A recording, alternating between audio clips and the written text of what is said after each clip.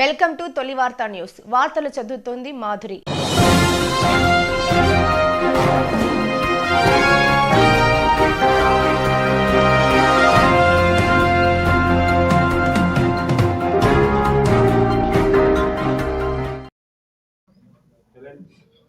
పాత్రికేయ మిత్రులందరికీ నమస్కారం. మహబూబ్ నగర్ జిల్లా డిసిసి అధ్యక్షులు గౌరవ దేవరకద్ర శాసనసభ్యులు జి మధుసూదన్ రెడ్డి గారు, పిసిసి రాష్ట్ర కార్యదర్శి అరవింద్ కుమార్ రెడ్డి గారు, పిసిసి రాష్ట్ర అధికార ప్రతినిధి జహీర్ అఖ్తర్ గారు, మహబూబ్ నగర్ పట్టణ కాంగ్రెస్ పార్టీ అధ్యక్షులు లక్ష్మణ్ యాదవ్ గారు, ఇతర కాంగ్రెస్ నాయకులందరి సమక్షంలో కాంగ్రెస్ పార్టీకి చెందినటువంటి ఈ ఉమ్మడి మహబూబ్ నగర్ జిల్లా నాయకులు కార్యకర్తల తరపున, అలానే ఉమ్మడి మహబూబ్ నగర్ జిల్లా ప్రజలందరి తరపున, మన జిల్లాలో ఉన్నటువంటి 12 మంది ముఖ్యమంత్రి గారు కాక ఉన్నటువంటి 11 మంది గౌరవ శాసనసభ్యుల తరపున, మరీ ముఖ్యంగా మక్తల్, నారాయణపేట, కొడంగల్ నియోజకవర్గాల ప్రజల తరపున రాష్ట్ర గౌరవ ముఖ్యమంత్రి మన పాలమూరు ముద్దుబిడ్డ రేవంత్ రెడ్డి గారికి హృదయపూర్వకంగా కృతజ్ఞతలు మన పాలమూరు జిల్లా వాసులందరి తరపున మేము తెలియజేస్తున్నాం. రేవంత్ రెడ్డి గారు రాష్ట్ర ప్రజల దీవెనలతో, మరి ముఖ్యంగా పాలమూరు ప్రజల ఆశీస్సులతో రాష్ట్ర ముఖ్యమంత్రిగా పదవీ స్వీకారం చేసిన తర్వాత ఇవాళ మన జిల్లాకు గత దశాబ్దాలుగా కలగా మిగిలినటువంటి నారాయణపేట, కొడంగల్ లిఫ్ట్ ఇరిగేషన్కి జీవో నెంబర్ 14 ద్వారా నిన్న ఈ ప్రాజెక్టు జీవో విడుదల కావడం జరిగింది. దశాబ్దాల కాలంగా మక్తల్, నారాయణపేట, కొడంగల్ నీళ్లు లేక బీడు బారిపోయినటువంటి భూములు, ఆ మడులు మాకు సాగునీరు ఎప్పుడొస్తాయా అని గగ్గోలు పెడుతున్న సందర్భంగా ఇవాళ వాళ్ళ కళ రేవంత్ రెడ్డి గారు, మన రాష్ట్ర ముఖ్యమంత్రి గారు తీర్చడం జరిగింది. గతంలో జీవో నెంబర్ 69 ద్వారా ఈ ప్రాజెక్ట్కి 2014 సంవత్సరంలో జీవో విడుదలైతే, ఆనాడు తెలంగాణ రాష్ట్రం ఏర్పడిన తర్వాత ఆ యొక్క జీవో నెంబర్ 69ని ఉరకలు పెట్టించేది పోయి, మనం సాధించుకున్న తెలంగాణలో, నీళ్ల కోసం సాధించుకున్న తెలంగాణలో ఈ ఆనాడున్నటువంటి కుటిల ప్రభుత్వం జీవో నెంబర్ 69ని తుంగలోకి తొక్కి ఆనాడు శాంక్షన్ అయినటువంటి నారాయణపేట్, కొడంగల్ లిఫ్ట్ ఇరిగేషన్ ప్రాజెక్టుని బొందబెట్టడం జరిగింది ఆనాడు బీఆర్ఎస్ ప్రభుత్వం. మళ్ళీ ఇవాళ ప్రజాపాలన వచ్చింది, ప్రజల కోసం పరిపాలించే వ్యక్తి రేవంత్ రెడ్డి గారు రాష్ట్రానికి ముఖ్యమంత్రి అయిన సందర్భంగా మళ్ళీ జిల్లాకు మంచి రోజులు వచ్చినాయి. దానికి మొదటి సంకేతమే నిన్న విడుదలైనటువంటి జీవో నెంబర్ 14. నారాయణపేట, కొడంగల్, మక్తల్ నియోజకవర్గాలను కలుపుకొని 1,00,000 ఎకరాలకు సాగునీరు అందించడం కోసం 2,945 కోట్ల వ్యయంతో ఈ ప్రాజెక్ట్ని ముఖ్యమంత్రి గారు శాంక్షన్ చేయడం జరిగింది. ముఖ్యమంత్రి గారితో పాటు మన రాష్ట్రానికి చెందినటువంటి నీటిపారుదల శాఖ మంత్రివర్యులు గౌరవనీయులు ఉత్తమ్ కుమార్ రెడ్డి గారికి కూడా జిల్లా ప్రజల తరపున మేము కృతజ్ఞతలు తెలియజేస్తున్నాము. ఈ విషయం తెలియజేస్తూ, ఇది కేవలం ఆరంభం మాత్రమే. ఈ ప్రాజెక్టుతో ప్రారంభమైంది మన ఉమ్మడి పాలమూరు జిల్లాని సస్యశ్యామలం చేసేటువంటి మరో జలయజ్ఞం. మొదటి జలయజ్ఞం వైఎస్ రాజశేఖర రెడ్డి గారి హయాంలో, రాజశేఖర రెడ్డి గారి నాయకత్వంలో బీడుబారిపోయినటువంటి పాలమూరు భూములకు నీళ్ళందించాలని, వలసలకు పేరున్నటువంటి పాలమూరు జిల్లాని సస్యశ్యామలం చేయాలని ఆనాడు జలయజ్ఞం పేరుతో రాజశేఖర రెడ్డి గారు కల్వకుర్తి, నెట్టెంపాడు, భీమా, కోయిల్ సాగర్, జూరాల, సరళ సాగర్ ఈ ప్రాజెక్టుల రూపకల్పన చేసి మన జిల్లాను సస్యశ్యామలం చేసే ప్రయత్నం చేయడం జరిగింది.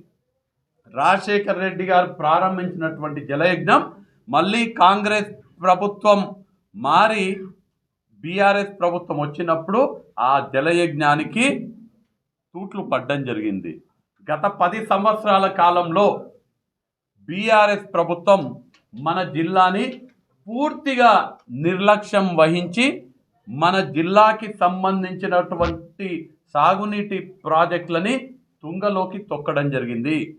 కేవలం ధనార్జన కోసమే, కాంట్రాక్టర్లు ఇచ్చే కమిషన్ల కక్కుర్తి కోసమే గతంలో కాంగ్రెస్ ప్రభుత్వ హయాంలో మేము అడ్మినిస్ట్రేటివ్ శాంక్షన్ ఇచ్చినటువంటి పాలమూరు రంగారెడ్డి లిఫ్ట్ ఇరిగేషన్ ప్రాజెక్ట్ని రీడిజైన్ చేసి వ్యయం పెంచి 35,000 కోట్లకు దాన్ని రీడిజైన్ చేసి ఆ ప్రాజెక్టు ద్వారా వాళ్ళ ధన దాహాన్ని తీర్చుకున్నారే తప్ప పాలమూరు జిల్లాకు ఏ ఒక్క ఎకరానికి, ఏ ఒక్క మడికి ఒక్క బొట్టు నీళ్ళు ఇచ్చిన పాపన కూడా బీఆర్ఎస్ ప్రభుత్వం పోలేదు. మీరు గనక చూస్తే బీఆర్ఎస్ ప్రభుత్వం వచ్చిన తర్వాత గతంలో మా హయాంలో అడ్మినిస్ట్రేటివ్ శాంక్షన్ పొంది తలపెట్టిన పాలమూరు రంగారెడ్డి ప్రాజెక్ట్ని వాళ్ళు రీడిజైన్ చేసి 35,000 కోట్ల వ్యయానికి పెంచడం జరిగింది. ఇవాళ ఉన్న పరిస్థితి ఏంటంటే, వాళ్ళు గత 10 సంవత్సరాలలో అధికారంలోకి రాకముందు వాళ్ళు ఇచ్చినటువంటి హామీ ఏంటంటే, రాష్ట్రంలో ఉన్నటువంటి ప్రతి నియోజకవర్గంలో 1,00,000 ఎకరాలకు తగ్గకుండా సాగునీరు అందిస్తామనే హామీతో కేసీఆర్ ముఖ్యమంత్రి కావడం జరిగింది. 1,00,000 ఎకరాలకు తగ్గకుండా సాగునీరు అందిస్తామని కేసీఆర్ ముఖ్యమంత్రి కావడం జరిగింది. Palamuru Rangareddy lift irrigation project 12,98,000 ఎకరాలకు సాగునీరు తలపెట్టినటువంటి ఆ ప్రాజెక్టు 35,000 కోట్ల వ్యయంతో ఆ ప్రాజెక్టు పనులవుతుంటే ఇవాళ ఉన్నటువంటి పరిస్థితి 35,000 కోట్లల్లా ఆ మహానుభావులు 28,012 కోట్లు ఖర్చు పెట్టిండ్రు. 35,000 కోట్లల్లా 28,012 కోట్లు నేటికి ఖర్చు పెట్టిండ్రు. అంటే దాదాపు ప్రాజెక్టు వ్యయంలో 80% డబ్బులు డ్రా చేసుకున్నారు, 80% డబ్బులు ఖర్చు పెట్టిండ్రు. 12,98,000 ఎకరాలకి నీళ్ళు అందించనీకి పెట్టినటువంటి ప్రాజెక్ట్కి 80% ఖర్చు అయిందంటే ఆ 12,98,000 ఎకరాలల్లా 80% ఎకరాలకు నీళ్లు వారాలి కదా. సింపుల్ మ్యాథమెటిక్స్, కామన్ మ్యాన్గా చెప్తున్నా. 12,98,000కు నీళ్ళు అందించాలి. 35,000 కోట్లతోటి ప్రాజెక్టు వ్యయం, 28,012 కోట్లు ఖర్చు చేసిండ్రు ఆల్రెడీ. అంటే 12,98,000 80% తీసుకుంటే ఎంత అవుతుంది? దగ్గర 10,40,000 ఎకరాలకు నీళ్ళు ఇవ్వాలి లెక్క ప్రకారం. వాళ్ళు పెట్టిన ఖర్చుకి 10,40,000 ఎకరాలకు నీళ్ళు ఇవ్వాలి. కానీ ఇవాళ ఎన్ని ఎకరాలకు Palamuru Rangareddy lift irrigation project ద్వారా నీళ్లు పారుతున్నాయంటే పెద్ద గుండు 0.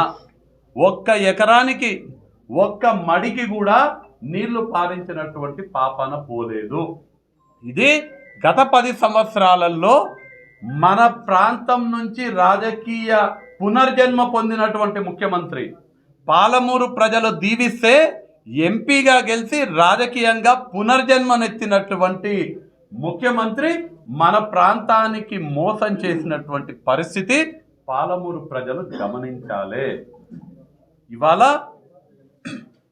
మన జిల్లా పరిస్థితి ఎట్లుందంటే, కాంగ్రెస్ పార్టీ అధికారంలో ఉన్నప్పుడు మనము కృష్ణా బేసిన్లో సగటున ప్రతి సంవత్సరము మనం కృష్ణా బేసిన్కి సంబంధించి కృష్ణా నీళ్లు వాడుతున్నది ప్రతి సంవత్సరం సగటున 262 టీఎంసీలు. 262 టీఎంసీలు మనం అధికారంలో, కాంగ్రెస్ పార్టీ అధికారంలో ఉన్నప్పుడు, ఉమ్మడి ఆంధ్ర రాష్ట్రం ఉన్నప్పుడు 2014వ సంవత్సరం వరకు, 2009 నుంచి 2014 వరకు నేను చెప్తున్నటువంటి గణాంకాలు కేఆర్ఎంబి ఇచ్చినటువంటి official data, Krishna river management board విడుదల చేసినటువంటి గణాంకాలు నేను మీకు ఇస్తున్నాను. 2009 నుంచి 2014 వరకు యావరేజ్గా ప్రతి సంవత్సరం మనము కృష్ణా నది నుంచి వ్యవసాయం కోసం డ్రా చేసినటువంటి నీళ్లు 262 టీఎంసీలు. నీళ్ల కోసం కొట్లాడి మనం సాధించుకున్న తెలంగాణ సోనియా గాంధీ ఇస్తే, ఆ తెలంగాణ రాష్ట్రంలో నేను బాహుబలిని అని చెప్పే ఈ ముఖ్యమంత్రి కేసీఆర్ ముఖ్యమంత్రి అయిన తర్వాత సగటున మనము గత 10 సంవత్సరాలు 2014 నుంచి 2023 వరకు మనం కృష్ణానది నుంచి డ్రా చేసినటువంటి నీళ్లు ప్రతి సంవత్సరం ఎంతంటే 212 టీఎంసీలు. అంటే ఉమ్మడి ఆంధ్ర రాష్ట్రంలో మనము కృష్ణా నది నుంచి డ్రా చేసింది 262 టీఎంసీలు అయితే, కేసీఆర్ ముఖ్యమంత్రిగా మనం వాడుకున్నది కేవలం 212 టీఎంసీలే. అంటే ఈ ముఖ్యమంత్రి నేను ఇన్ని ఎకరాలకు నీళ్ళు ఇచ్చినా, నేను ఆ ప్రాజెక్ట్ చేసినా, ఈ ప్రాజెక్ట్ చేసినా అని చెప్తున్నాడు కదా, నువ్వు నీళ్ళే వాడకపోతివి, నీళ్ళే డ్రా చేయకపోతివి. ప్రతి సంవత్సరం మేము డ్రా చేసిన కన్నా 50 టీఎంసీలు తక్కువ డ్రా చేసి, నేను ఆ ప్రాజెక్ట్ ద్వారా నీళ్ళు ఇచ్చిన, ఈ ప్రాజెక్ట్ ద్వారా నీళ్ళు ఇచ్చిన అని చెప్పి మన ప్రాంత ప్రజలని, దక్షిణ తెలంగాణ ప్రాంత ప్రజలని, మరీ ముఖ్యంగా పాలమూరు ప్రజలని గత 10 సంవత్సరాలు బూటకపు మాటలతోటి, అబద్ధాలతోటి కేసీఆర్ మోసం చేసిండు. ఇవాళ ఆ అంధకారం తొలగిపోయింది. తెలంగాణ రాష్ట్రానికి, మరీ ముఖ్యంగా పాలమూరు, ఉమ్మడి పాలమూరు జిల్లాకి మళ్ళీ మంచి రోజులు వచ్చినాయి. దానికి ఆరంభమే నిన్న విడుదలైనటువంటి GO number 14 Narayanpet Kodangal lift irrigation project ద్వారా 1,00,000 ఎకరాలకు మక్తల్ నారాయణపేట్ కొడంగల్కి తాగునీరు అందించడంతో ఈ పాలమూరు జిల్లాకు సంబంధించినటువంటి మరో జలయజ్ఞం ప్రారంభమయ్యింది. ఇది కేవలం ఆరంభం మాత్రమే. మా హయాంలో రేవంత్ రెడ్డి గారి ఆధ్వర్యంలో ఇక్కడ ఉన్నటువంటి కాంగ్రెస్ ఎమ్మెల్యేల సహకారంతో మహబూబ్ నగర్ ఉమ్మడి పాలమూరు జిల్లాకి సాగుకి యోగ్యమైన అటువంటి ప్రతి ఎకరాకి, ప్రతి మడికి నీళ్ళిచ్చే బాధ్యత కాంగ్రెస్ పార్టీ రేవంత్ రెడ్డి గారి నాయకత్వంలో చేపడతామని ఇవాళ పాలమూరు జిల్లా ప్రజలందరికీ మేము ఇవాళ కాంగ్రెస్ పార్టీ తరఫున తెలియజేస్తున్నాము. అన్ని ప్రాజెక్టులు కూడా అసంపూర్తిగా ఉన్నటువంటి కొన్ని నిధులు కేటాయిస్తే అనేక వేల ఎకరాలకు సాగునీరు అందించే అవకాశం ఉన్నటువంటి ప్రాజెక్టులని ప్రాధాన్యతగా తీసుకొని నిధులు కేటాయించుకొని పెండింగ్ ప్రాజెక్టులన్నీ కూడా పూర్తి చేసి మన జిల్లాని సస్యశ్యామలం చేయడమే ఈ కాంగ్రెస్ ప్రభుత్వం, ఇందిరమ్మ రాజ్యంలో ప్రజాపాలన కొనసాగుతున్నటువంటి ఈ ప్రభుత్వం యొక్క లక్ష్యమని మేము ఇవాళ ఎంతో బాధ్యతతో, ప్రజలు మాకిచ్చినటువంటి ఆశీర్వాదాన్ని మేము ఒక బాధ్యతగా తీసుకొని పాలమూరు జిల్లా ప్రజలకి ఎంతో బాధ్యతతో మేము హామీ ఇస్తున్నాము. ఇవాళ నుంచి నిన్న విడుదలైనటువంటి ఆ జీవోనే ఆరంభము. భవిష్యత్తు అంతా పాలమూరు జిల్లాకి మంచి జరుగుతుంది. మేమందరము సమష్టిగా జిల్లా ప్రజల శ్రేయస్సే ధ్యేయంగా పాలమూరు జిల్లాలో ఉన్నటువంటి ప్రతి ఎకరానికి కృష్ణమ్మ నీళ్లతో తడపడమే బాధ్యతగా మేము వ్యవహరించి పాలమూరు జిల్లా సస్యశ్యామలం అయ్యేటట్టుగా, ఉమ్మడి మహబూబ్ నగర్ జిల్లా సస్యశ్యామలం అయ్యేటట్టుగా మేము బాధ్యత వహిస్తామని మీ అందరి ద్వారా మన జిల్లా ప్రజలకు మేము ఇవాళ తెలియజేస్తున్నాము. అని ఎందుకు వాళ్ళ కేంద్ర ప్రభుత్వాన్ని అడగలేదో బీజేపీ నాయకులు కూడా ఇవాళ తెలంగాణ ప్రాంత ప్రజలకు, దక్షిణ తెలంగాణ ప్రజలకు, మరీ ముఖ్యంగా పాలమూరు ప్రజలకు సమాధానం చెప్పాలి. మన కేటాయింపులు ఓన్లీ 299 టీఎంసీలే ఇచ్చినప్పుడు, మన హక్కు 570 టీఎంసీలు ఉన్నప్పుడు ఎందుకు మన జిల్లాకు చెందినటువంటి భారతీయ జనతా పార్టీ నాయకులు కేంద్రంలో ఉన్నటువంటి నరేంద్ర మోడీ దగ్గరికి పోయి, జలశక్తి మంత్రి దగ్గరికి పోయి, మా పాలమూరు ఎడారిగా ఉన్నది, మాకు 299 టీఎంసీలే కేటాయించిండ్రు, మా హక్కు 570 టీఎంసీలు, ఈ కేటాయింపులను పెంచమని ఎప్పుడైనా మన జిల్లాకు సంబంధించినటువంటి భారతీయ జనతా పార్టీ నాయకులు, పెద్ద పెద్ద హోదాలు పొందినటువంటి భారతీయ జనతా పార్టీ నాయకులు కేంద్ర ప్రభుత్వం దగ్గర పోయి ఏనాడైనా అడిగినరా? ఇవాళ మేము చెప్తున్నాం స్పష్టంగా, మనకు హక్కుగా ఉన్నటువంటి 570 టీఎంసీలు కేటాయించేంత వరకు మన ప్రాజెక్టులను కేఆర్ఎంబీకి అప్పగించే ప్రసక్తే లేదు అని కాంగ్రెస్ పార్టీ తరఫున ఇది మా ప్రభుత్వం యొక్క స్టాండ్ అనేది మేము చాలా స్పష్టంగా చెప్తున్నాం. నా ఉద్దేశంలో దాంట్లో ఏం తప్పు లేదు. తిరుపతి రెడ్డి గారు కేవలం ముఖ్యమంత్రి గారి సోదరుడే కాదు, మీరు వారిని ముఖ్యమంత్రి సోదరుగానే చూడకూడదు. అది మనం చూసే యొక్క పర్స్పెక్టివ్ బట్టి ఉంటుంది. తిరుపతి రెడ్డి గారు గత కొన్ని సంవత్సరాలుగా కొడంగల్ నియోజకవర్గంలో కాంగ్రెస్ పార్టీ బలోపేతం కోసం కృషి చేస్తున్నారు.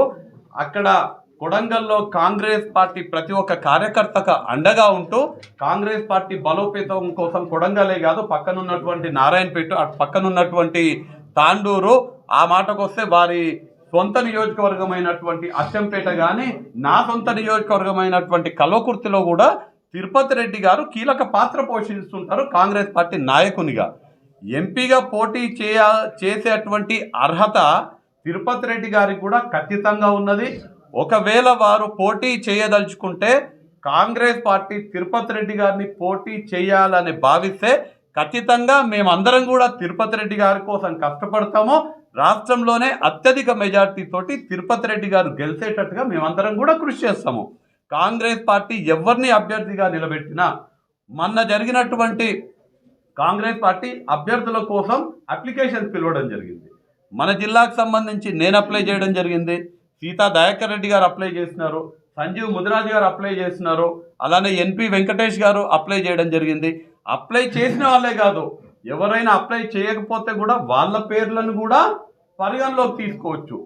ఈ 5గురిలో కాదు, ఇంకెవరైనా ఉన్నా రేపు ఎన్పి వెంకటేష్ని అభ్యర్థిగా కాంగ్రెస్ పార్టీ ఖరారు చేసిన, సీతమ్మని ఖరారు చేసిన, సంజీవ్ ముదిరాజ్ గారిని ఖరారు చేసిన, ఎవరిని ఖరారు చేసినా, రేపు లక్ష్మణన్నను ఖరారు చేసినా, ఎవరిని కాంగ్రెస్ పార్టీ అభ్యర్థిగా నిలబెట్టినా మేమందరము సమష్టిగా పనిచేస్తాము. గెలిపే లక్ష్యం మాకు చేయి గుర్తు ఒకటే కనిపిస్తుంది, మనిషి ముఖం కనిపించదు. మాకు చేయి గుర్తుకి ఓట్లు వేపించి ఆ అభ్యర్థి, మరీ ముఖ్యంగా ముఖ్యమంత్రి గారి సొంత జిల్లా, ముఖ్యమంత్రి గారు ఇన్ఛార్జ్గా ఉన్నటువంటి పార్లమెంట్ కాబట్టి అత్యధిక మెజార్టీతో గెలిపించి తీరుతాము. కాంగ్రెస్ సిద్ధాంతాలను జీర్ణించుకున్న, కరడుగట్టిన కాంగ్రెస్ కార్యకర్త వంశీచంద్రెడ్డి. పార్టీ ఏది చెప్తే నేను అది చేస్తా. కల్వకుర్తి నుంచి పోటీ చేయమంటే కల్వకుర్తి నుంచి చేస్తా, మహబూబ్ నగర్ ఎంపీగా చేయమంటే మహబూబ్ నగర్ ఎంపీగా చేస్తా. కాదు ఎక్కడ పోటీ చేయకు, ఎవరినో అభ్యర్థిగా పోటీ చేపిస్తే వాళ్ళ గెలుపు కోసం కష్టపడమంటే వాళ్ళ కోసం కష్టపడతా. 100% పార్టీ ఆదేశాలను శిరసావహించే వ్యక్తి వంశీచంద్రెడ్డి. దీంట్లో మీకు ఎలాంటి సందేహాలు కూడా అవసరం లేదు.